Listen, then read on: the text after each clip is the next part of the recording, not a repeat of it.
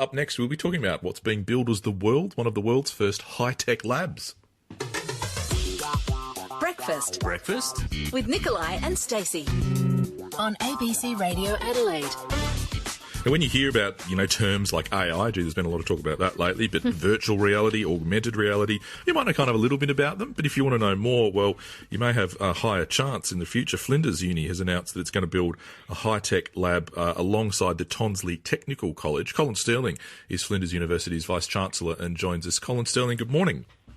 Good morning. Thank you for taking the time to speak to us. So this is going to, let's hope that this will open in 2025. What will people be learning there? So this is an opportunity for a joint integrated development between the new technical college that will be located at Tonsley, integrated with Flinders University's Factory of the Future. And the Factory of the Future is a world-class environment in which we test and develop advanced manufacturing techniques, advanced manufacturing equipment, and so forth. And the students from the technical college will be exposed to those facilities. They'll be exposed to industry partners, to researchers, research, university students, and it'll open potential opportunities for those students into the future, especially if they're interested in developing a career in advanced manufacturing. And those are the sorts of careers that the state is absolutely crying out for. So it's more of a high-tech technical college, because when I hear that term, I usually think of trades and, building and getting into apprenticeships and stuff, but it's not that sort of technical college. Oh, look, it's really interesting that you should say that because, of course, there is this view that manufacturing can be, a dirty, smelly, greasy kind of environment, sort of kind of job.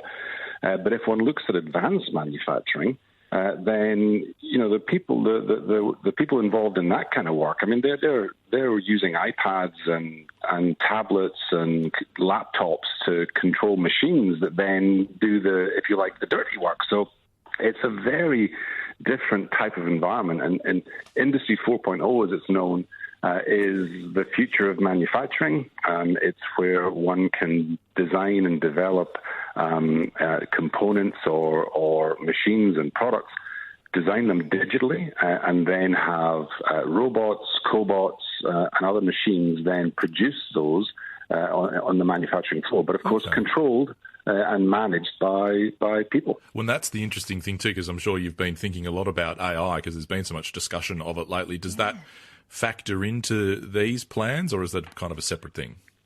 Oh, look, AI will never be a separate thing. Give it a few months, maybe a year, I don't know. But AI is going to be all around us. It is already all around us, and we all have a device in our hands most of the time these days that can access AI. So artificial intelligence is the future. We have to embrace it, to find ways to, of course, to manage AI so that we can use AI working for us to make things more efficient and effective. How do you get that balance, I guess? We've only got a minute or so to go, but between using AI in these technical colleges and monitoring the use of AI by students? Look, in a minute, I'm not sure we can solve it, Stacey. But I think, look, there are opportunities. I mean, people talk about, say, assessments for students, but actually, if you ask AI to write an essay for you, then the essay will be quite good, but it will also have some really serious flaws in it. There's a really interesting approach that one could take and allow a student to get AI to write an essay, but then have the student critique it. Because if the student can spot all the things in the essay that the AI got wrong, then the student understands the topic. So there are ways that one can use it without it being relegated into simply cheating. Okay, Colin, thank you very much for your time this morning. Thank you. That is Colin Stirling, Flinders University's Vice-Chancellor.